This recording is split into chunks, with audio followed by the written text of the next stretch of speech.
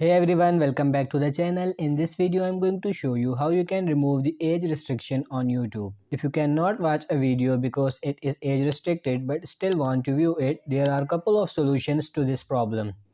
There are two methods to solve this, and if the first one doesn't work, the second one will. So let's start.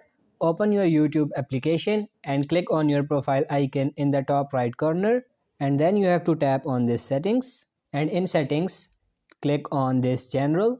If you scroll down, you will see this restriction mode, so make sure that you have turned this off. Now we have turned the restricted mode for YouTube. You will be able to watch videos without age restriction.